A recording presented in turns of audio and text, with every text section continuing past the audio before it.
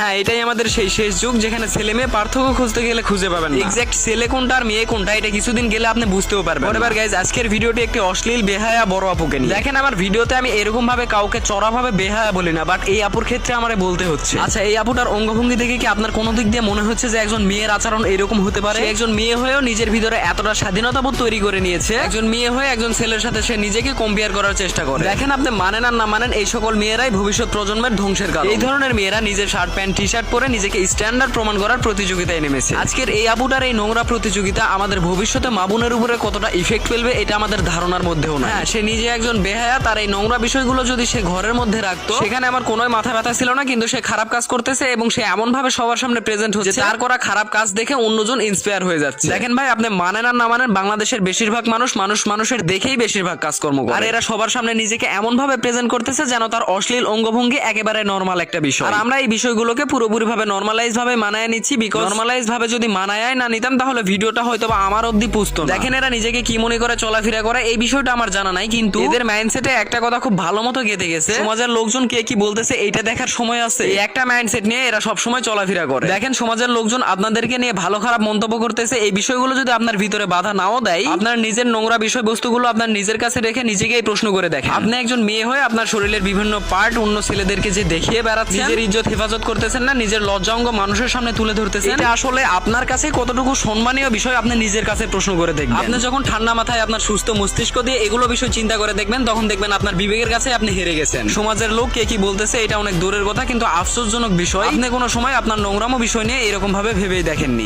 এবার এখন ভিডিওর মেন টু জি পাওয়ার পয়েন্ট আসা যাক, যে সকল আপুরা এই ধরনের শার্ট প্যান্ট পরে। দেখেন আপু, নিজের ইজ্জতের চাইতে বড় কিছুই হয় না, আমি একজন ছেলে হয়ে বলতেছি।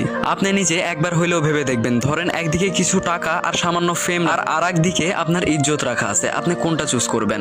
নিশ্চয়ই আপনার ইজ্জতই আপনি চুজ করবেন। তাহলে ইজ্জতের থেকে বড় কিভাবে আপনার ফেম এবং কিছু টাকা? আপনার এই সামান্য ফেম দিয়ে আপনি কি করবেন, কি লাভ? আর যে সকল আপুরা শার্ট প্যান্ট পরে রাস্তায় বের হন, আপু একবারও কি ভেবে দেখলেন একজন ছেলে আপনার দিকে খারাপ নজরে না তাকাইতে চাইলেও আপনার দিকে তাকাইলেই খারাপ দিকে নজর চলে যাবে। একজন ছেলে আপনার দিকে একবার তাকিয়ে আপনার ইজ্জতটা দেখে ফেললো, আপনার কাছে এই বিষয়টা কি খুবই সম্মানজনক? আসলে আপনারা কেন এই ধরনের নোংরা প্রচলন চালু করতেছেন এই বিষয়টা আমার মাথায় ধরে না। এবার সবশেষে আপনি নিজের দিকে তাকিয়ে দেখবেন শূন্য একটা অবস্থানে আপনি বসবাস করতেছেন, যেখানে আপনি রং তামাশা নিয়ে মগ্ন আছেন। বাস্তবতা নিয়ে একটু চিন্তা করুন, একবার হইলেও চিন্তা করে দেখবেন মানুষ কতটা নিম্ন পর্যায়ে গেলে এই ধরনের নোংরা কাজকর্ম করে বেড়ায়। আপনি বিশ্বাস করেন কোনোই লাভ নেই। এবার দিন শেষে আল্লাহ তাআলা আপনাদের বোঝার তৌফিক দান করুন। এই ছিল আজকের ভিডিওটি সম্পর্কে আপনাদের কি মতামত অবশ্যই কমেন্ট সেকশন ফাঁকা আছে।